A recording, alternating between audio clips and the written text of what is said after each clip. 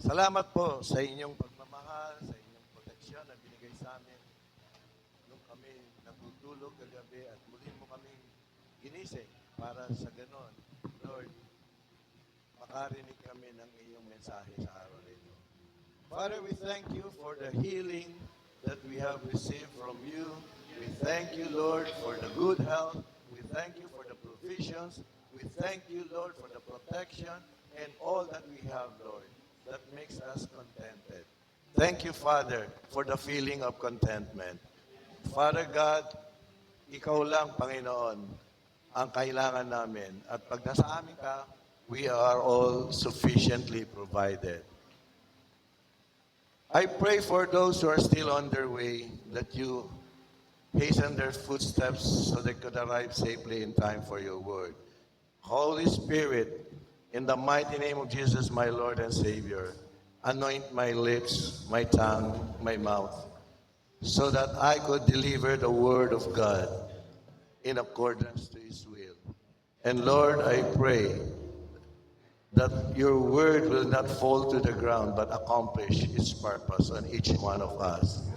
And that each one who is here right now will hunger and thirst for your word without any reservation or resentments or doubts. Father God, please be with us this whole day, not only during this morning service, but the whole day, and guide us in our activities. Guide our thoughts, our words, and our actions, so that in everything that we would say, think, and do would bring glory to your name.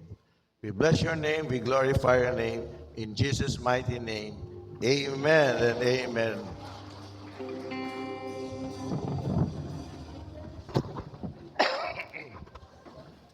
Okay. Once again, welcome to the morning service of Christian Church Fellowship International, CCFI Pulumulok. No? So, dun yun.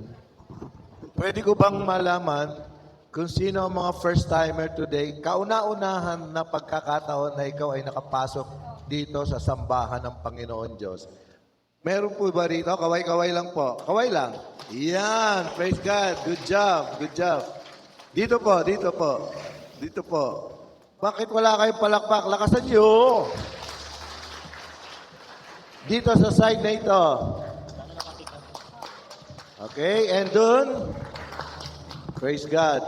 So, and there are still more coming. No, there's still more on their way. Okay? Ha?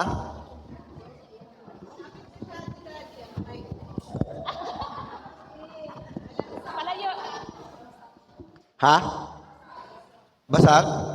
Nandun. Masyadong malakas. Timplahin mo ng maayos. Alisin mo na yung echo. Taasan mo lang yung ano. Okay? So, anyways, yesterday we had a very successful matinee idols, no? Singles matinee. At least, nakikinig. Alam niyo. Okay. Hindi pa rin ako maka-move over sa pagiging showbiz ko. Okay. So, napaka-successful. Maraming attendees from the 3 age groups, no? And thankful din ako sa Panginoon Diyos at marami siyang ginamit ng mga leaders of the church. Even nag-import tayo from Jensan, no? Grabe. Grabe ang servisyo ng mga sundalo ng Panginoon Diyos. And I pray and hope that these people na umattend kahapon, talagang panghahawakan nila yung katuruan kahapon. And they will grow up preserving their purity, okay, for the Lord. Okay, so much has been said, and let's go now. Alam niyo ba, kaya ang nangyayari sa mundo ngayon, ang tinuturuan tayo, the world today is teaching us to be limitless, no? Anong limitless, no? Hindi lang unlimited rice, no? Kundi limitless tayo. We always tend to dream bigger.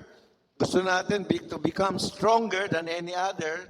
no? To know everything and eventually control everything.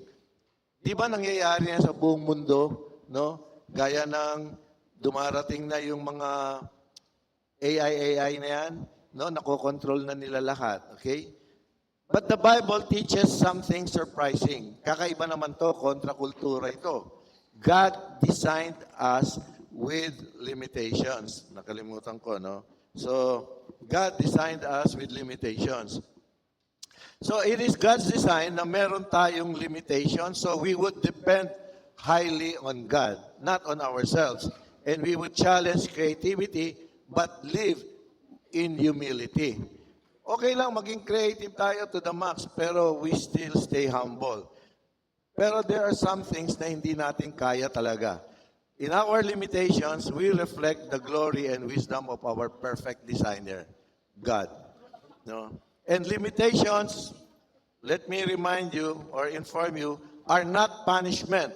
Limitations, no, are protection. Limitations lead us to humility, dependence, and peace. Kaya ang ating title for today is Designed with Limitations. Okay? Bakit designed with limitations? Alam niyo ba,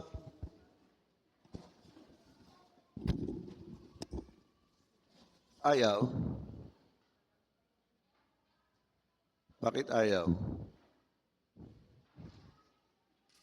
Okay. Pride results from overvaluing ourselves above others. It leads to restlessness, no? Pag ma-pride ka, hindi ka mapakali. Gusto mo, sikat na sikat ka. Because it makes us dissatisfied with what we have and concerned about what everyone else is doing. No? Parati tayong nakikialam sa mga iba. No? And then pride keeps us always hungering for more attention and adoration. Proud ako. So, kailangan humanga kayo sa akin. Kailangan parati kayo nakafocus sa akin. Kailangan iangat niyo ko. Yun ang pride, no? Angat ako sa iba.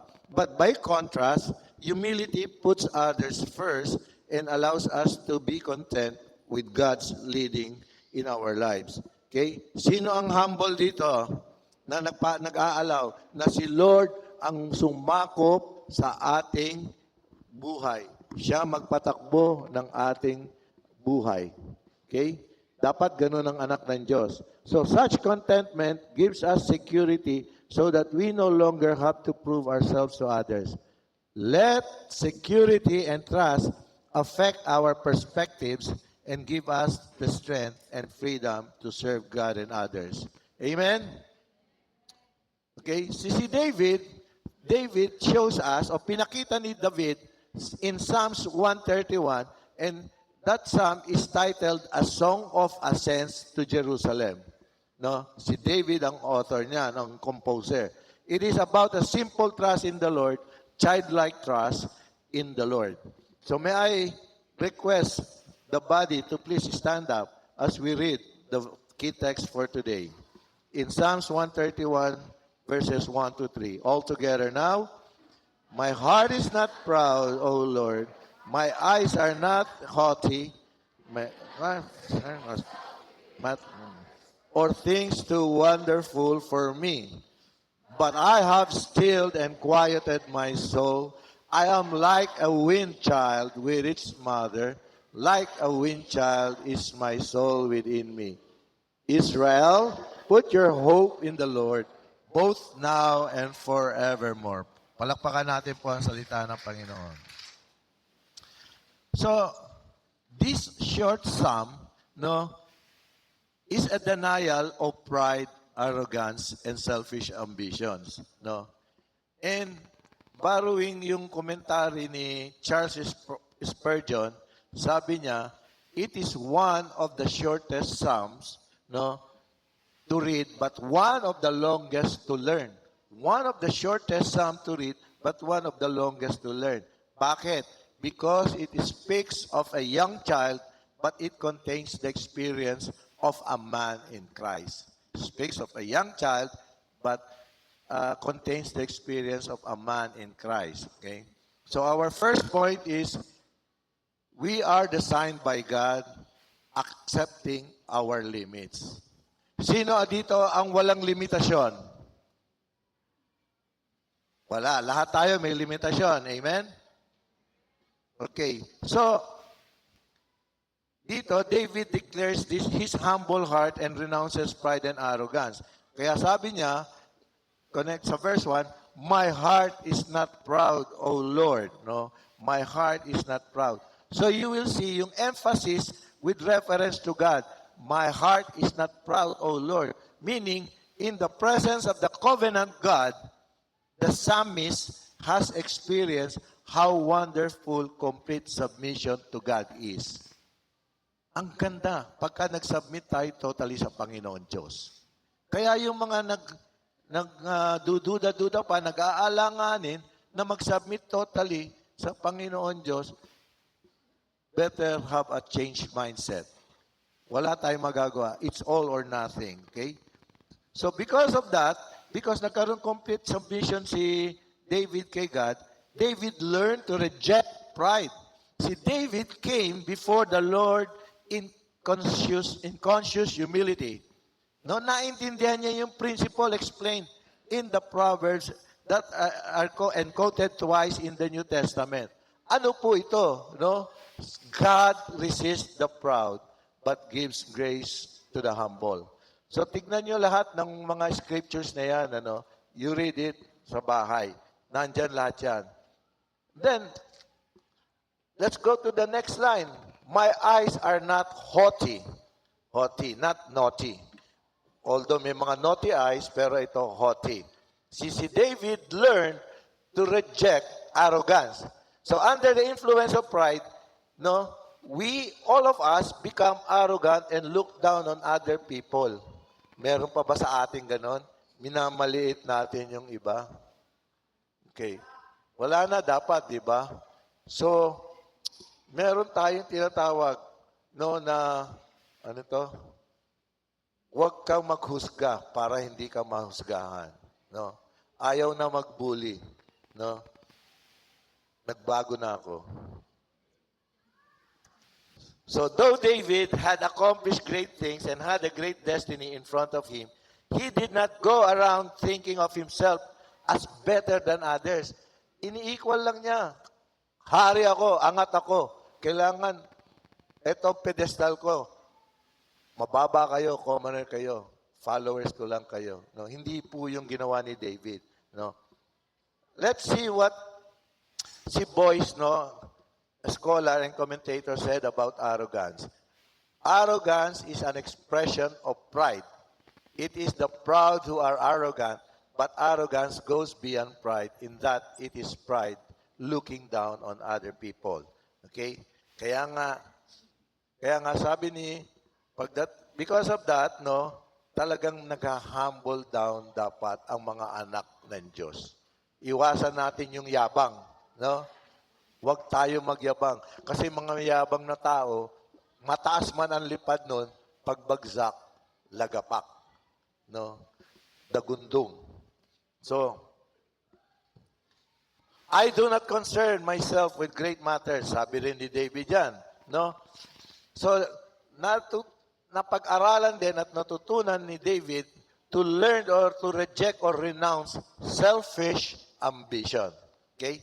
And he chose not to pursue things too profound or too wonderful para sa kanya. So he did not set his focus on promotion or position above what God had appointed in the present season. So whatever position or place or situation we are in now, God has appointed us to be there. Okay? Mag-antay lang tayo sa Kanya. And pag nakita niya na nag-humble down tayo, nagsasubmit tayo totally, at na-mold na niya tayo, nagpa-mold tayo sa Kanya, tsaka niya tayo gagalawin. No? So Jesus taught us to accept a lower place and wait patiently for God to lift us up in His wisdom and timing. Okay? Ngayon, nung one time, sino nakakakilala kay Pastor Fred Boadores? Nandun ako sa haya niya, no?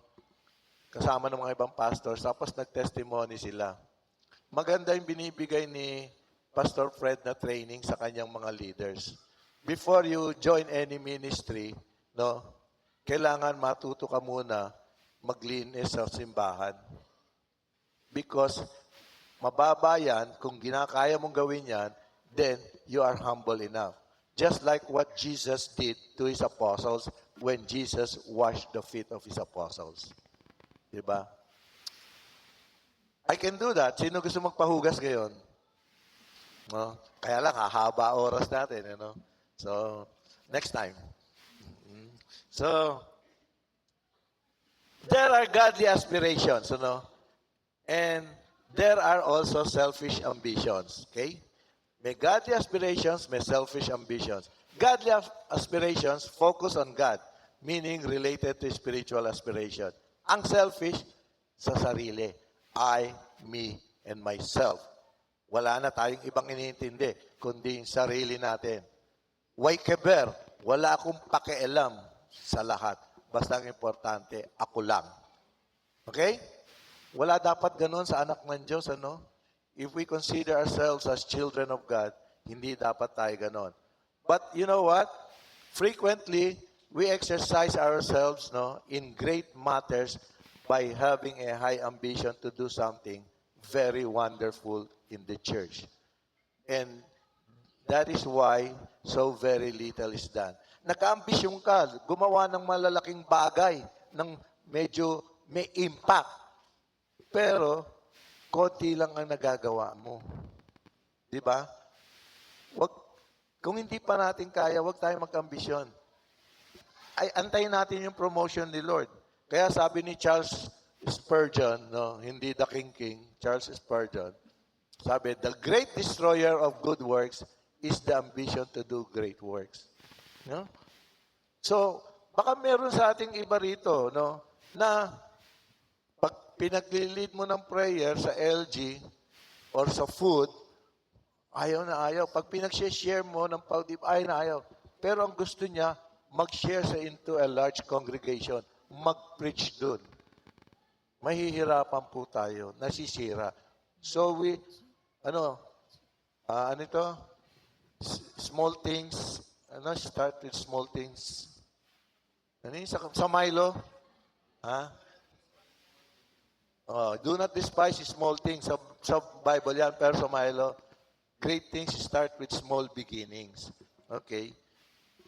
Parang tayo, hindi naman tayo pinanganak ng ganito kagad. So, bata pa tayo, pinalaki tayo. Okay?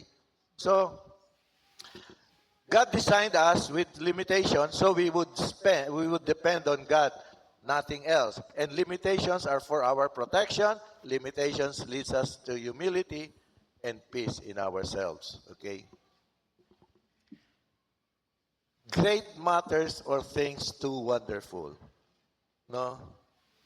This can also apply to some intellectual or mental pursuits that may become expressions of pride.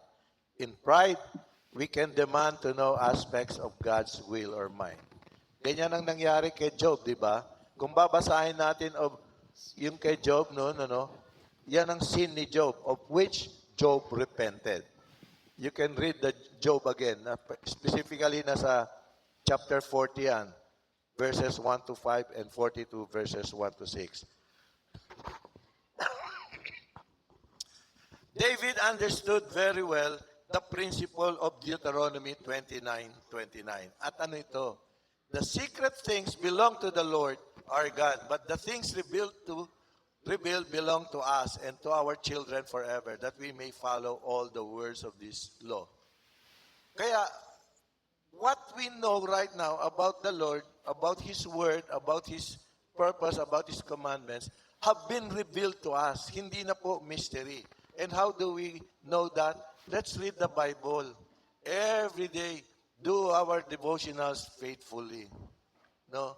Although hindi lahat perfect, even ako, I'm not perfect, but I make sure, I accomplish my devotional. Even at late at night, bago ko matulog, I make sure natatapos ko po yun. Okay? Huwag natin pababayaan. That is the only way that we would know the mysterious things to be revealed to us. But of course, hindi totally yan. Meron pang naka-reserve yan, which in God's time will be revealed to us. Okay? So, because of that, David was a king, a warrior, a leader, yet he said, I don't have to understand everything. Tama ba?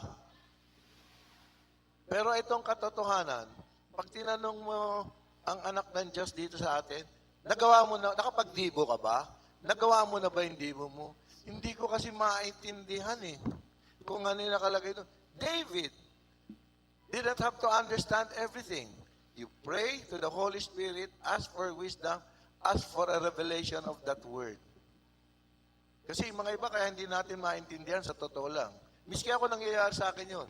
Pag dumiretso ako, nagbabasa ako, hindi ko maintindihan. Later on, pahinga muna ako, I pray for a revelation, enlightenment of the Holy Spirit.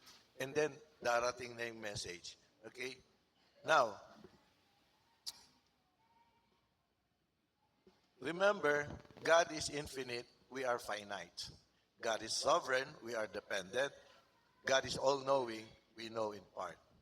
Kaya wag na tayo maghangad pa to know everything or understand everything. No?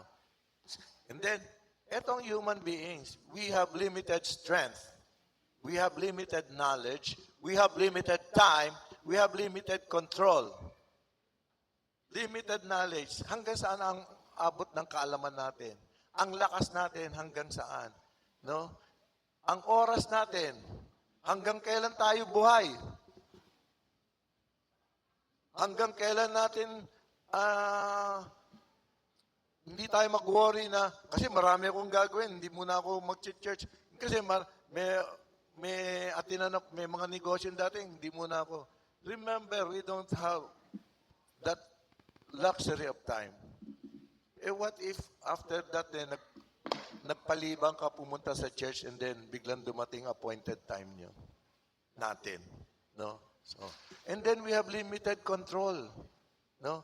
Ano yung limited control? Control ko lahat ng nangyayari sa buhay ko eh. Control mo, hindi na pa-priority si God, may control ka. Prioritize ang worldly activities. Are you in control? Wala akong tinitira dito, ha? Wala akong tinitira. Inaano ko lang, pinapaliwanag ko lang. No? Pinupuntirya ko lang lahat kayo. Hindi, joke lang. Masyado kayong tahimik eh. Okay. So, ano naman ang mga examples ng ating limits, okay? We cannot control the future, right? Because we don't know what's going to happen after this. Wag na yung muna tomorrow. In fact, sabi sa James, di ba? Why do you say, I will go there to this place tomorrow when you don't know what will happen tomorrow? Di ba? So we cannot control the future. We cannot fix everyone's problem. Ito na, surprising. Lahat gustong pakialaman. Problema ng may problema. Tapos nai-stress. Tapos naapektuhan tuloy ang attendance sa church, naapektuhan ang attendance sa LG, naapektuhan ang attendance sa prayer meeting, naapektuhan ang attendance sa lahat ng holy discipline, pati sa life class. Sa life class sa, what do you call this? School of Leaders. So, ladder of success. Please, we are limited. We cannot fix everyone's problems. Although we can be good listener, and sometimes mere listening pa lang, consolation na yon sa may problema. And if we will advise or counsel that person, use the word of God, not your own opinion. Okay? And then we cannot carry the weight of the world. No? Ano ka, si Atlas? Si Atlas, hindi rin totoo yun. Sa Greek mythology yata yun. Nakaganon, karga-karga. Diba? O kundi si Sharon, pasangko ang daigdig. No? Hindi totoo yun. Paano mo papasanin niya samantala pasan-pasan tayo ng Panginoon Diyos? Remember, sino nakakaalam ng footprints on the sun, or in the sun? I saw two sets of footprints when I was walking. before. But now, iisa lang ang pero footprints na nakikita ko. Lord, bakit mo ako pinabayaan? That was the time that the Lord said, it was the time that I carried you on my shoulder. See, we cannot carry the weight of the world. Only God can. Kaya yung mga problema, tandaan nyo, much overlooked passage or scripture or verse in the Bible, all things shall pass away. Panghawakan mo, momentary lang yan. But all things shall pass away. Amen ba? Sige, we cannot carry the weight of the world. Yung examples of our limits, that's okay. Because we were designed that way. So if we had no limits, we could think we are God. Kaya ko yan. Kundi dahil sa akin, wala yan. Ako nang bahala dyan. Yeah. Proud. No? Arrogance. Our limitations are in fact blessings to be considered. Because limitations push us towards God. Di ba? Bakit anong sabi? Those who are, yung may contrite hearts, no? Malapit sa Panginoon Diyos, broken-hearted. No? Kasi ang hindi na nila kaya eh. Sinuko na nila yung sarili nila eh. Yun naman ang hinihintay ng Diyos, magpakumbaba tayo. Okay? When we try to be limitless, we become stressed. But when we are trusting God, we can be still and quiet. So, di ba? God designed us with limitations so we would depend on God highly. They are, again, for our protection and they lead us to humility and peace in ourselves. Okay? So, limitations our limitation make us hold the hand of God. Yeah? Hindi ko kaya. Parang bata. Sisimula lumakad, hahawak sa kamay ng magulang. Tayo, matanda, may mga sitwasyon sa buhay natin na hindi natin kayang lumakad mag-isa. Kapit kamay tayo sa Panginoon Diyos. Okay? Our limitations make us need each other. May kasabihan sa mundo, no man is an island. Pero, ang biblical meaning nito, o ang biblical explanation to, our limitations make us need each other. Because when God created Adam, his intentions was to have a fellowship with his creation. Gusto niya yun. Jamming sila, body. Pero because of sin, nalaglag ang man. Napalayo. And because of the love and grace of our Lord Jesus Christ, we have been redeemed back to Him through Christ, who became the bridge between man and God. No? So, see, God never designed humans to live independently. Kaya nga dinesign din ni God yung marriage, di ba? Pero hindi pwedeng live-in. Singles, di ba? Topic yan kahapon. Okay? We need community. That's why sinasabi natin, no? Sa isang believer, you must be in a local church. That is your community. Hindi pwedeng basa ka lang ng Bible, pakinig ka lang ng online, pero wala kang local church. The local church will take care of the believer. Make him grow spiritually and protect the believer. Tsaka, meron kang kaalyado. May partner ka, may magbubuhat sa'yo. Pag ikaw nadapa, may tutulong sa'yo. Okay? We need help. Taas ang kamay yung kaya niyang mag-isa. Nobody. Especially, yung sabi mo, meron naman ako mga barkada, siya ang tutulong sa akin. We need help from the Lord God. From our brothers and sisters in Christ. From our spiritual family. Sometimes, ang ating biological family cannot give us the help we need. More so on our spiritual family ang magbibigay ng tulong. Okay? Sino dito ang mas close sa spiritual family kaysa sa biological family? Wala. I mean, okay, let's admit it. Minsan nagiging mas close tayo sa spiritual kaysa sa biological, di ba? Bakit? Kasi ang spiritual family, it's full of love, encouragement, support, no? Hindi ka pababayaan mag-isa. Walang condemnation. Okay? So, First Corinthians, hello? Pumutok. Mike. So, ang 1 Corinthians 12 states that believers are different parts in one body. Okay? And God limits each of us, so the body of Christ must work together. Cohesive yan. Hindi pwedeng kanya-kanya. Cohesive. Neatly woven together. So, whether ikaw ang senior pastor, associate pastor, network leader, or life group member, or behind the scene ka, naglilinis ka rito, church worker ka, and everything, we are all part of the body of Christ. Walang mas mataas, walang mas mababa, sapagkat sa mata ng Diyos, pantay-pantay lang tayo. Amen? So, God limits each of us, so the body of Christ must work together. Okay? Walang limitations.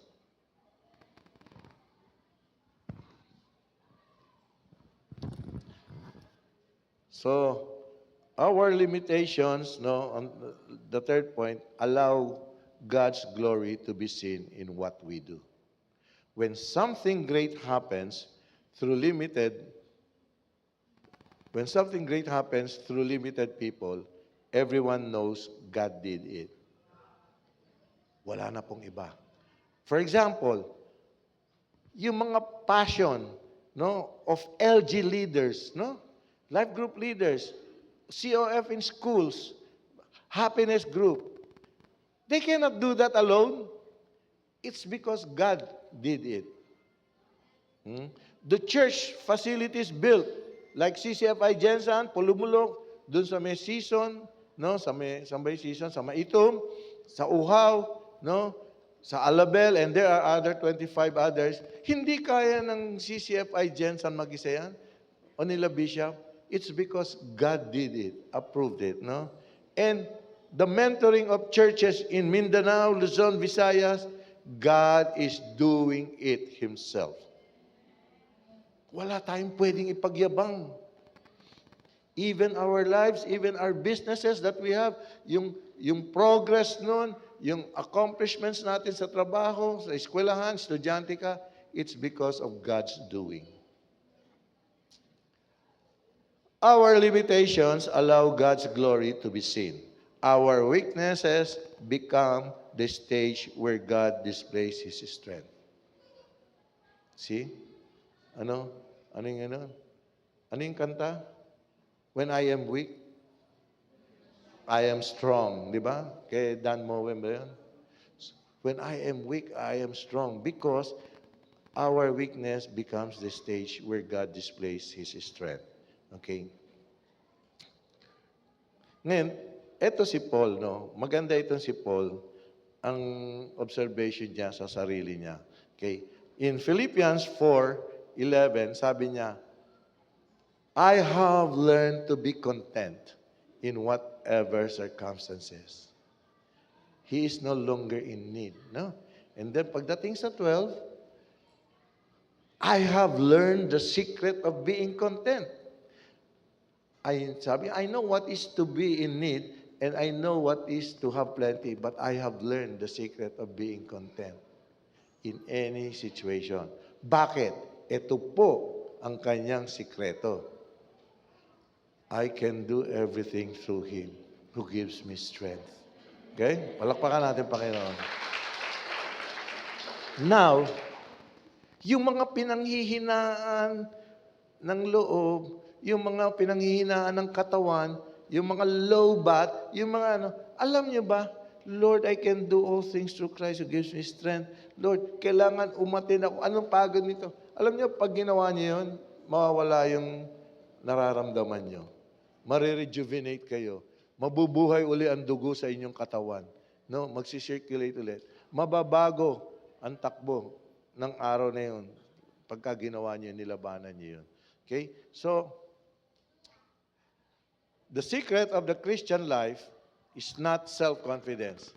It is trusting and faith in God. Sinong self-confident? That is not your secret. You must trust always the Lord and have faith in Him. Steadfast faith. Full trust. Okay? Second point, no?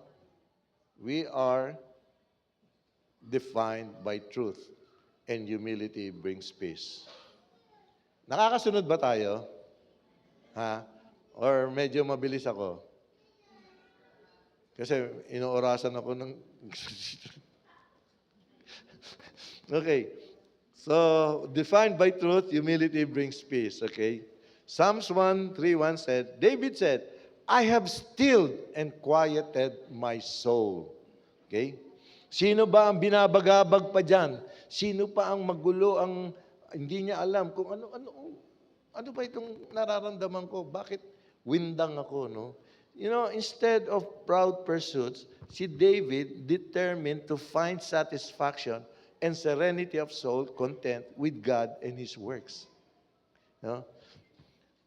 For us who feel constantly driven to do and achieve more in our relationship with God, dapat matuto tayo sa kung ano ang natutunan ni David.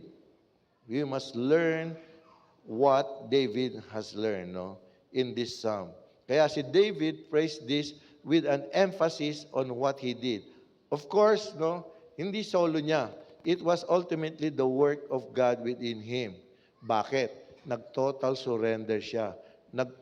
Nagpaubaya siya sa Panginoon Diyos. Okay? But it was vitally connected to his own will and choices. Remember, even na nagpasakop tayo sa Panginoon Diyos, we are still given the choices. You know, what Adam did, di ba?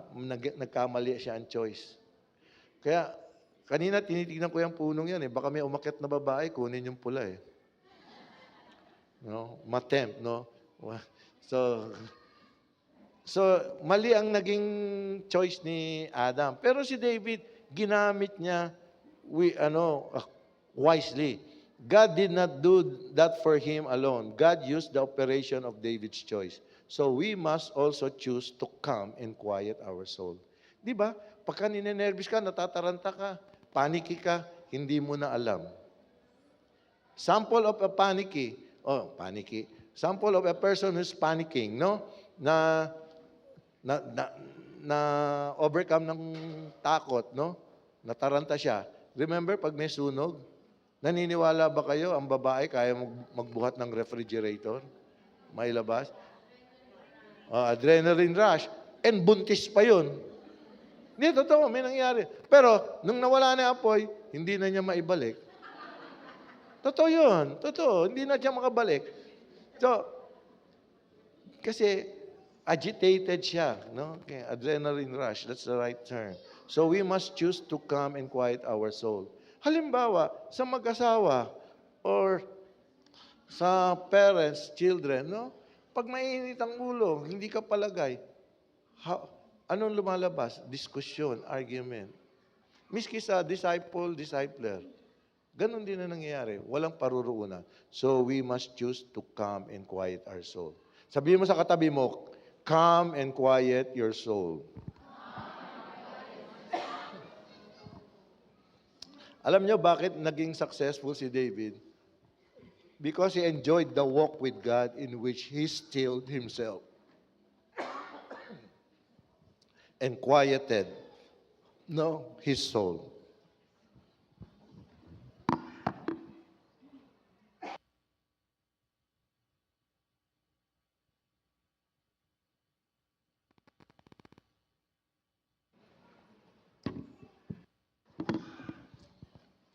Okay, David enjoyed the walk with God in which he stilled himself and quieted his soul. No, so he was well composed, and his silence or have found him rest. Okay, so David is saying he is still and quiet because he trusts God.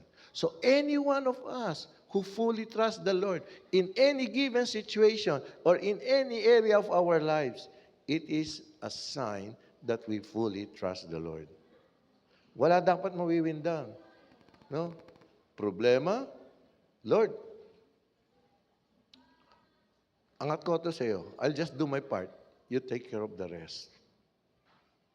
Okay? So, when we try to be limitless, we become stressed. But when we are trusting God, we can be still and quiet. Tama ba mga pastor, pastora? Be still and quiet. Mga leaders, no? Mga disciples, no? Ganun lang. So, ito rin, binigyan niya ng diin, no? Like a wind child with its mother.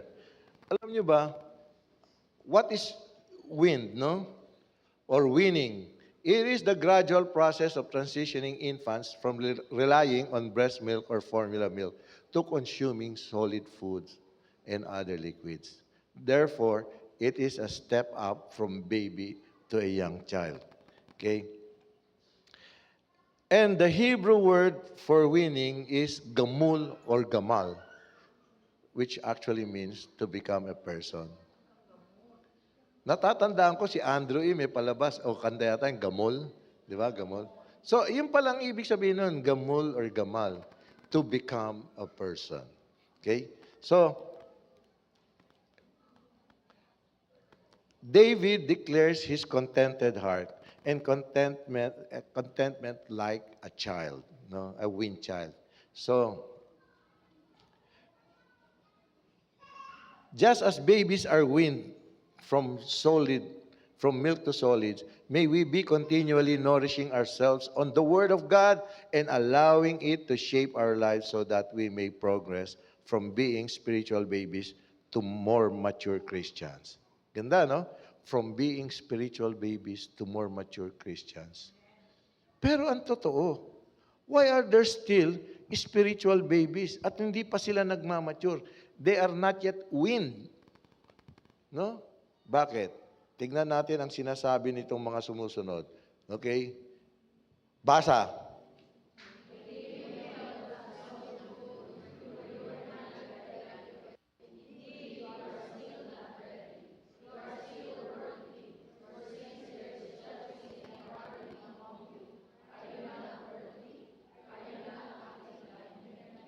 Okay.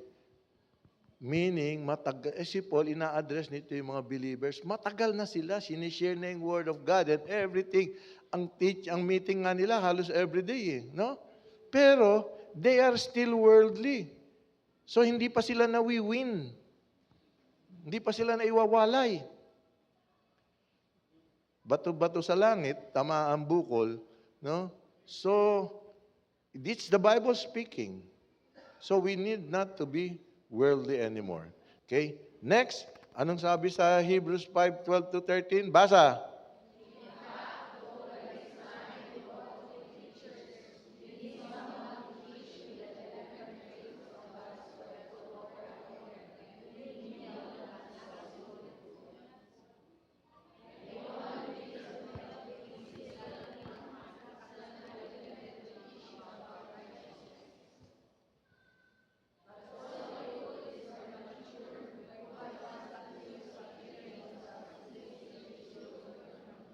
Yan ang mature Christian. We can distinguish good from evil. Balikan natin yung 13, ano? Anyone who lives on milk, being still an infant, is not acquainted with the teaching about righteousness. So, wag na tayong bumalik sa dating gawi. Putulin na natin yan. Magbago na tayo, maging matured Christians na tayo. Alam niyo ba yung weaning of a child? It's from birth to a maximum of 12 months or 1 year. Actually, mga iba, 6 months pa lang or 8 months, wala pang 12 months, napapakain na. Although small chunks, pero solid na yun. So dapat ganun din po tayo. Kaya it is very important for every one of us in this body of Christ here in CCFI Pulumulok to be strictly observing the holy discipline. Huwag niyo palalagpasin yung Sunday service, yung life classes, yung prayer meeting, o yung LG meeting. Huwag niyo palalagpasin. Huwag niyo sabihin, ngayon lang naman ako mag-a-absent eh. Yung mga devotionals, prayer time and everything. Kayo na sasagot sa sarili nyo. Kamusta na kayo? Are you spiritually matured or still infants na hindi pa mawin from the mother? Ang LG, tsaka Friday, yung prayer meeting natin or live group summit natin, diyan tayo mas lalong lalalim. Because we can discuss in full details ang kung ano man ang word ni Lord. Okay? So, next, sa 2 Peter naman, ito naman ang sabi, no? Like newborn babies, no? Crave for pure spiritual milk so that you may grow up in your salvation. Now that you have tasted the Lord is good. Marami na kayong natikman na blessing sa Panginoon. Pinatawad na tayo ng ating kasalanan. No? Renewed person na tayo. We are a born again Christians. Pero still, no, we are drinking spiritual milk like newborn babies. Dapat advance na po tayo. Okay lang if you are a first timer, no? 1 month, 2 months, 3 months pa lang. Lalo na yung pag naka-encounter na tayo po, dapat matured Christian na tayo. Amen?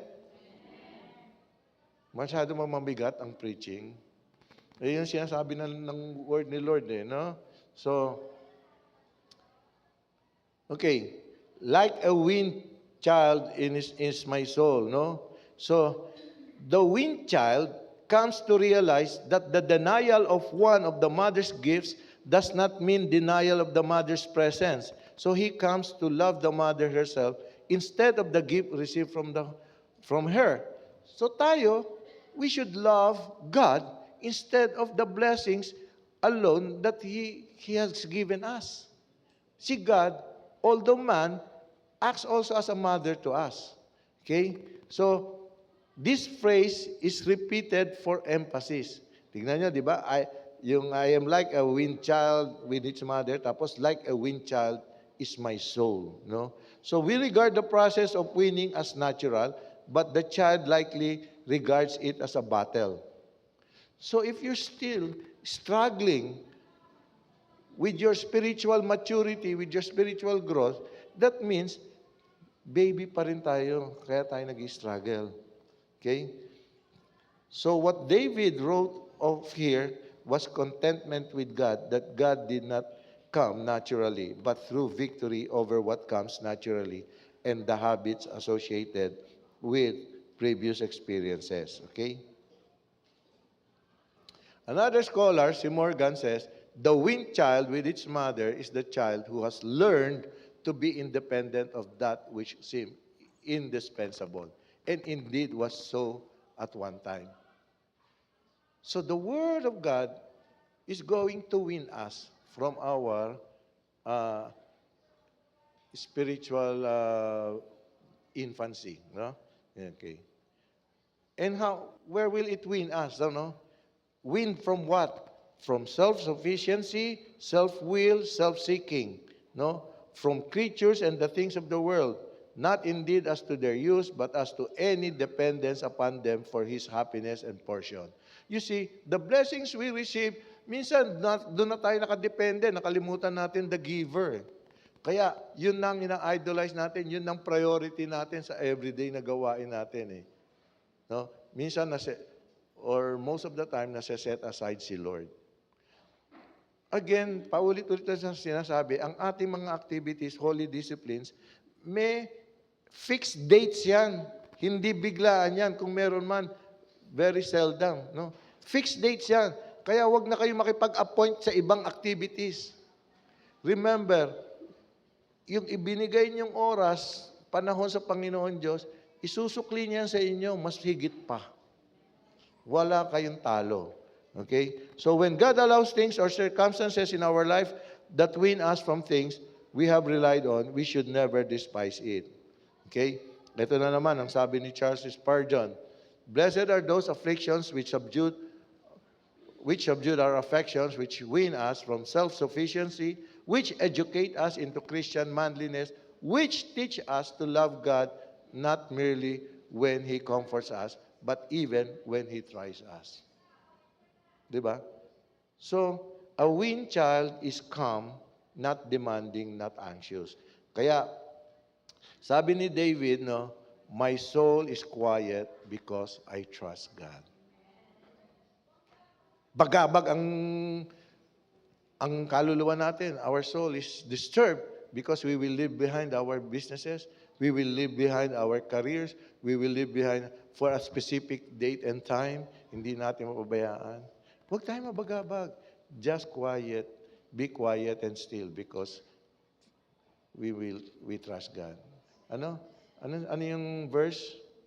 Be still and know that I am God. Diba? Okay. Here's two truths. Pride creates anxiety. Humility creates peace. Okay? So, when we try to be limitless, we become stressed. When we trust God, we rest.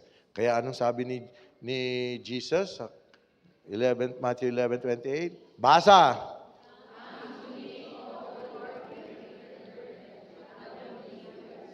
See? We are defined by truth, not by our achievements, but by our trust in God. Okay? Only those who trust God will come close to God. Destined, third point, to be like Jesus. No? To be like Jesus, meaning learning childlike trust. Okay? So, in verse 3, sabi, Israel, put your hope in the Lord. No? So God's people could only learn and live the lesson David sang of in this short psalm if they set their hope in the Lord and in nothing else. Nothing or no one else gives the same assurance. Saan pa ba tayo umaasa? No? Saan natin itataya ang ating kinabukasan, ang ating hope? Wala nang iba sa Diyos. Di ba? So, habang may pag-asa, sa Panginoon Diyos, may buhay. Okay? Nanihintay nyo na naman. Hindi, binago ko na nga habang may okay. Again, ito na naman ang komentary ni Charles Spurgeon. See how lovingly a man who is weaned from self thinks of others. David thinks of his people and loses himself in his care for Israel. Leaders, have you been weaned, no, from self, no? And we think of our disciples entrusted to us by the Lord. Diba? Are we thinking of the people who needs to be brought to Jesus Christ, be won for Christ? Are we thinking for those who really need the mercy and love of the Lord? Or we're just thinking about, save na naman ako, okay na. Langit na ako. Okay? The secret of victory over feverish ambition is to hope in the Lord. Ano yung feverish? Yung parang lagnat yan, parating kang lalagnat. Gusto mo, yung ambition mo, makuha mo. No? Alam nyo,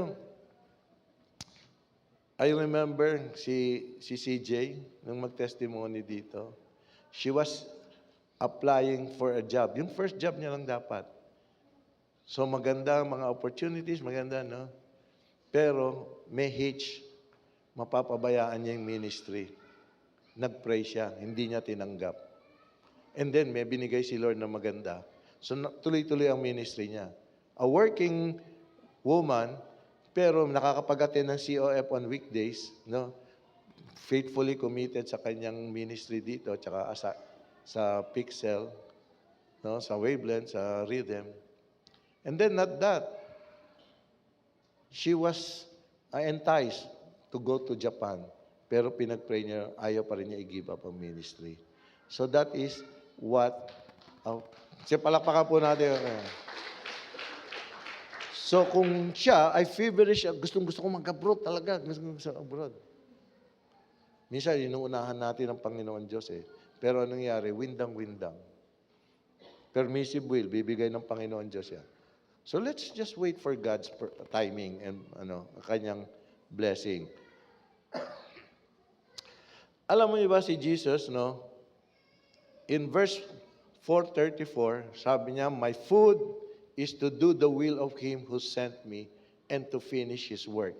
So, if we are followers of Jesus, we should have the same mindset, to do the will of God who sent Christ and to finish the work.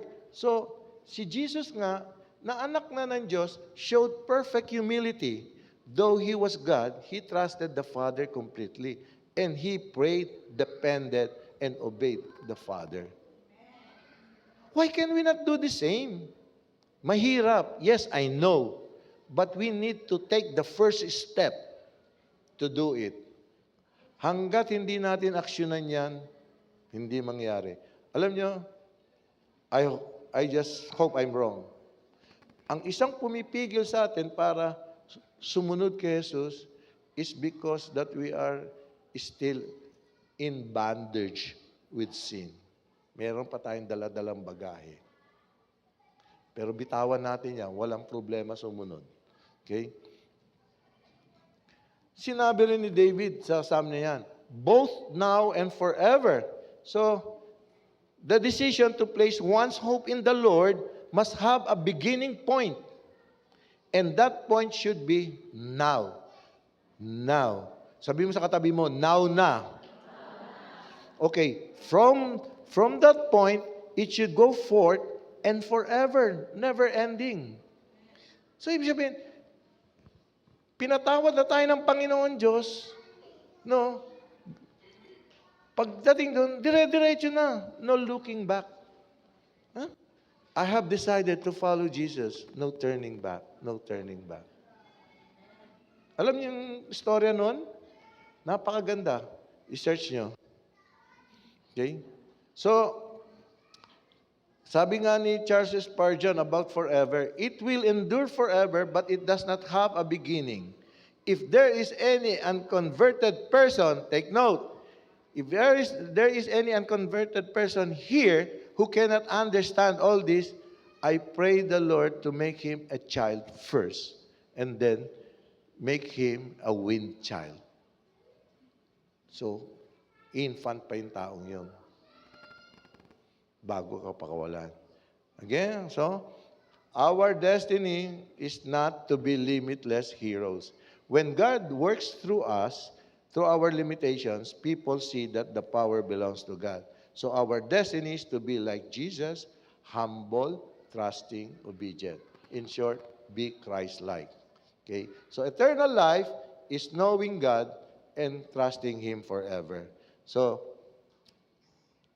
limitation is not a mistake, no? It is a part of God's design. It is an invitation to stop trusting ourselves and start trusting God. So let's be thankful of our limitations. Ganito yan, ano? Imagine, may isang heavy sack of rice on your shoulders, no? Tapos, habang binubuhat mo papunta sa sasakyan or papunta sa truck, no? That could carry it for you, marami palang pwedeng tumulong, hindi ka nagpatulong. So, ganun ang takbo sa buhay natin. Sinosolo mo lahat ng bigat sa buhay natin. Nandyan ang Panginoon Diyos. No? Kaya nga, ulit, let's look at, well, we carry worries God never asked us to carry. God says, give it to me. Kaya ulitin natin, yung Matthew, come to me, all you who are weary and burdened. No? I will give you rest. So I pray na kung sino rito may burden, lumapit lang sa Panginoon. Okay? Now, ask yourself this.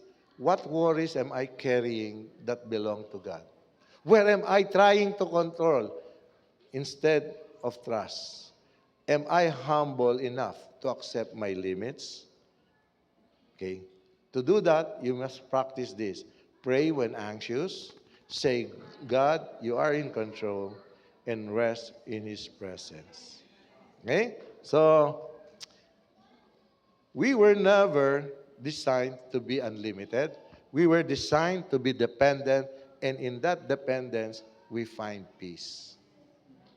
Remember, when God created Adam, tapos kinreate niya si Eve, nasa tabi niya. Hindi sa paanan para maging boss siya. Hindi sa ulo, kinuha yung parte na parang mabuo si Eve para ma-under naman ng lalaki. Nilagay sa ilalim dito, sa tabi, para for the man to protect and care for Eve. In the same manner, that is what God wants with us, to protect and care for us. So, in that dependence, we find peace. Okay? So, na-bless ba kayo? Praise God, praise God. No, alam nyo, ay talaga nung ginagawa ko to, I don't know how to make it a little softer, a little subtler. Pero talagang dating pero that is the word of God. We cannot do anything. It awakens us para sa ating benefits lang. Okay? Now, at this point in time, may I see again the mga first-timers? First-timers, ayan, tayo lang po kayo. Ayan. Dito, dito. Ayan, very good. Good job. Dito, dito. Dito. Okay? Dito. Remain standing lang po. Okay. Wow. Praise God. Praise God. Okay. So, tayo, iho. Tayo lang. Okay. So, do you want, ang tatanong ko, diretsa na, do you believe in Jesus Christ? Do you want Him to be the Lord and Savior of your life?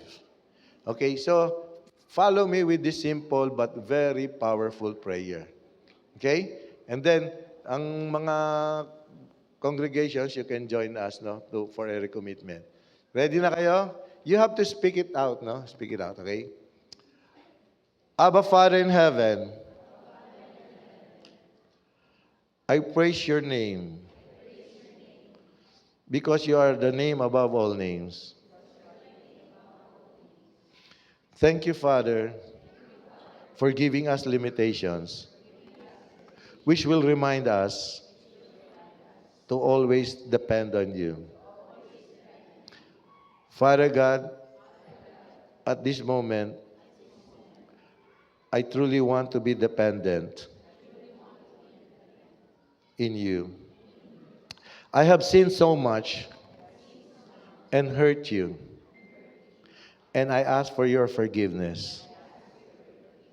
I thank you for your forgiveness, for sending your Son, Jesus Christ, to die on the cross, to redeem me back to you, and to save me from death. And because of that, I now declare and proclaim that Jesus Christ is my Lord and my Savior. Lord Jesus, come into my life. From now on, take full control of my life. And Holy Spirit, guide me in all my ways, my thoughts, my words, and my actions. Guide my footsteps. Always lead me into the path of righteousness. Thank you, Father, for your love, for your mercy. And this I pray in the name of Jesus Christ, my Lord and Savior. Amen and amen. Palakpakan natin ang Panginoon. Okay, pwede na po kayo maupo. Ngayon, alam nyo ba, we have what we call the life group here, no, because we do life together. So I encourage you to be part of that family, a spiritual family of that life group. Para from infant, spiritually infant, to to spiritually mature tayo. You'll get to know more about Christ. You'll get to know more about His promises, His warnings, no? And you know, ang pinakamagandang blessing na nakuha niyo, ang pinakamagandang reward ngayon, your names are now written in the book of life and no one can blot it out. That is if you sincerely and faithfully receive Jesus Christ in your heart.